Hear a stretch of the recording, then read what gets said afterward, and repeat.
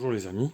Alors comment faire pour poser le film par vapeur pour faire l'étanchéité à l'air de la maison? Donc c'est pas très compliqué, je vais vous montrer un petit peu comment je m'y prends. Donc alors le film par vapeur sert à faire l'étanchéité à l'air de la maison. Et pour le poser, alors ça se présente, ce sont des rouleaux qui se présentent sous cette forme et qui mesurent donc 1,50 m de largeur. Ils sont gradués là. Donc, alors vous voyez que là, moi j'utilise des rouleaux de marque Soprema, ok, qui font 25 mètres de longueur, si je dis pas de bêtises, et qui coûtent environ, je crois, une cinquantaine d'euros par rouleau.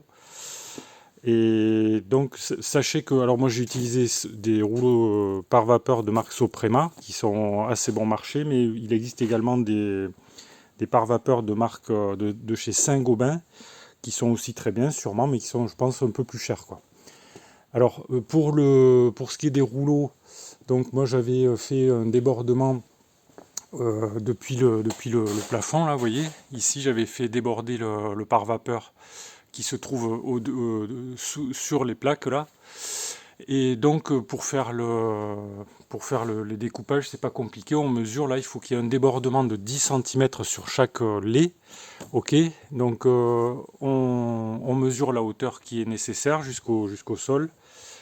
On rajoute 10 cm si c'est nécessaire pour faire le recouvrement. On fait la découpe. Alors la découpe, c'est pas très compliqué à découper, hein. On prend soit on utilise une paire de ciseaux, ça va très bien. On coupe comme ça là, sur toute la largeur. Ou alors on utilise un cutter tout simplement. Voilà, le cutter de base. On se met par terre là, et puis à plat. Donc on fait pas des tacs comme moi j'ai fait là. On se met bien à plat. On peut utiliser éventuellement une règle de maçon pour faire les découpes un peu plus droites. Et voilà. Et alors ensuite, une fois qu'on a fait ça, on attache le morceau de pare-vapeur sur la partie haute avec du scotch donc spécialisé. Le scotch spécialisé que j'ai utilisé, il s'agit du scotch, j'en avais déjà parlé, du scotch de marque Alpha Flex. Donc c'est du scotch qui est fabriqué en Allemagne, qui est très réputé. C'est un scotch qui se travaille très bien, qui coûte pas trop cher. Je crois que c'est... alors là par exemple j'ai dû en racheter parce que j'avais pas bien calculé les quantités. Et j'ai acheté 3 rouleaux je crois sur Amazon. C'est 38 euros les 3 rouleaux, ou quelque chose comme ça. Donc vous voyez, c'est pas excessif. Sachez qu'il y a d'autres marques qui font également du scotch. Donc je crois qu'il y a Isover là qui fait aussi son propre scotch. Mais il est beaucoup plus cher. Mais c'est pas tout à fait la même chose. Je crois qu'il est plus large en fait que celui-ci. Mais celui-ci, il est bien parce qu'il est il est facile à travailler. Et il est très très bien, très efficace quoi. Donc si ça vous intéresse, vous pouvez en acheter. Je mets un lien sponsorisé vers Amazon si ça vous intéresse d'acheter ce scotch. Donc vous pouvez cliquer dessus dans la description sous la vidéo. Alors ensuite, qu'est-ce que je peux rajouter? Alors j'ai eu un problème de quantité de scotch.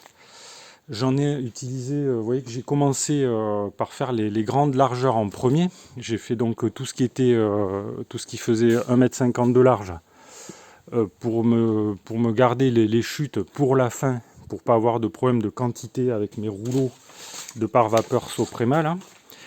Et en fait, j'ai consommé de grosses quantités de ce scotch. Je n'avais pas bien mesuré les quantités. J'en ai utilisé, je crois, c'est 5 rouleaux au total. Et à la fois pour faire le plafond là qu'on ne voit plus et une partie des murs. Et vous voyez que je suis loin d'en avoir pris assez. Donc j'ai dû en reprendre 3 rouleaux de plus. Donc erreur de calcul encore une fois. Par contre, je n'ai pas fait d'erreur de calcul sur les surfaces en fait de par vapeur. C'est assez simple à calculer en réalité. Les quantités de film par vapeur qui sont nécessaires, on prend à la fois la surface totale du plafond, facile à calculer. On prend la surface des murs, on retranche de cette surface les fenêtres, les portes, etc. On obtient une surface exacte des quantités qu'il faudra. Il faut également rajouter, je pense, 10%, on va dire, pour avoir une marge de sécurité.